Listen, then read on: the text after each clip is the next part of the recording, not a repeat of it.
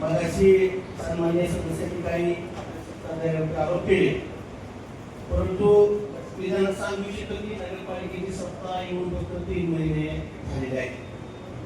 एवढीही गडबड नको आहे. मी त्यांना सांगू इच्छितो की गेल्या सध्याच्या काळामध्ये आपण ज्या गल्लीमध्ये राहता त्या ठिकाणचा कॉम्प्युटर रस्ता 40 लाख रुपये खर्च करून आम्हीच केलेला आहे. तुम्ही माहिती केली नसता सुद्धा सत्ता कामामध्ये.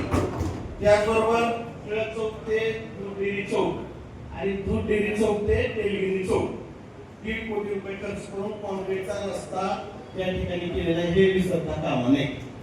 आपले नेते ज्या भागात राहतात नगरोत्तर योजनेतून तुम्ही जो निधी मंजूर केला होता तो रस्ता केल्यानंतर 6 महिन्यामध्ये त्या रस्त्याची काय अवस्था झाली आणि ते रस्ते परत दुरुस्त करण्यासाठी 20 कोटी रुपयाचा आपल्याला मागच्या काळामध्ये निधी आणावा लागला आणि त्याच्यावरती डांबरीकरण त्या ठिकाणी करावं लागलं. तोही रस्ता आम्हीच केलेला आहे आमच्या काळामध्ये.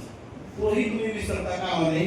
आणि गेल्या सध्याच्या काळामध्ये 20 प्रभागामध्ये आपण जर संपूर्ण या विकास कामाचा आराखडा बघितला तर प्रत्येक वार्डामध्ये 20 कोटीच्या 15 कोटीच्या कुठल्याही वार्डामध्ये त्या ठिकाणी निधीची कमतरता कमी पडू दिली.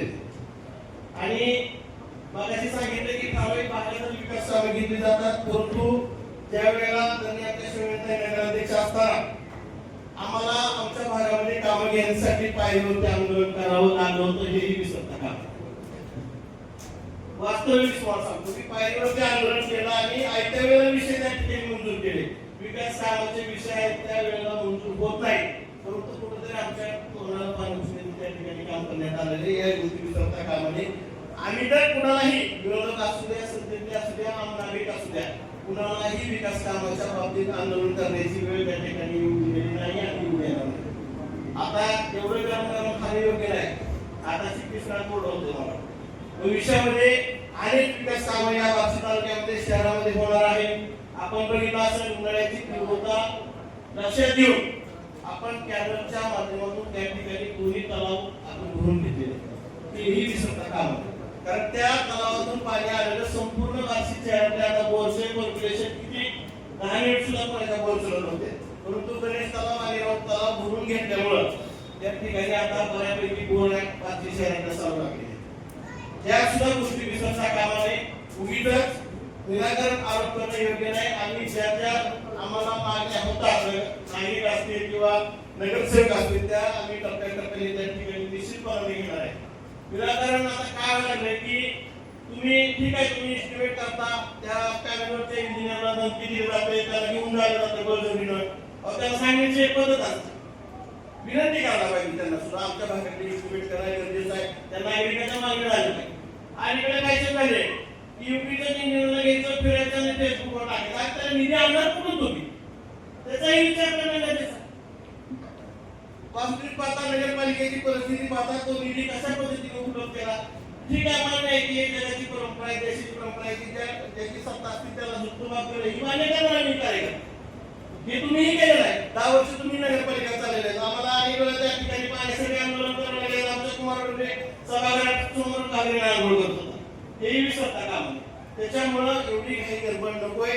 भविष्यामध्ये मी या ठिकाणी आश्वासित करू इच्छितो की आदरणीय राघवराव यांचं देवेंद्र फडणवीस साहेबांपाशी किती वजन आहे ते संपूर्ण जिल्हा आणि संपूर्ण महाराष्ट्राला आहे.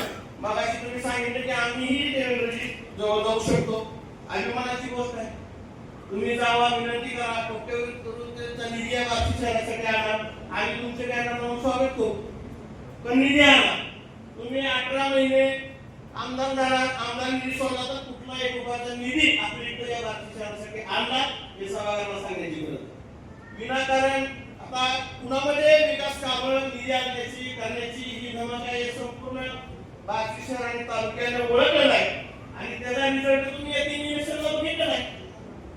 त्याच्यामुळे जनतेने सांगून दिलेलं आहे की बार्शी शहरामध्ये आणि तालुक्यामध्ये विकास कामं कोण करते, विकास कामाचं विजय कोणाकडे आहे. आणि मी ताईंना विनंती करतो की पुढच्या वेळेस आपण सगळे नगरसेवकांना शिवसाई त्या कचऱ्याच्या साईडवर घेऊन जाऊ.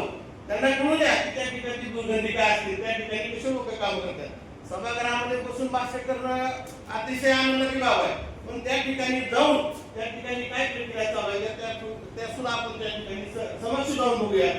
आणि उगीच या ठिकाणी आरोप न करता मी सर्वांना या ठिकाणी आश्वासित करतो की येणाऱ्या अजून 3 महिने राहिले आपल्याला अजून 5 वर्षाचा कालावधी उलटायचा.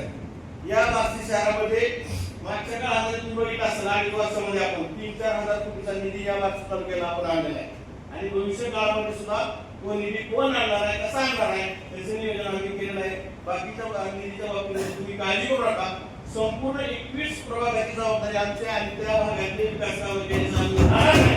थोडं त्या ठिकाणी तुम्हाला आश्वासन देतो आणि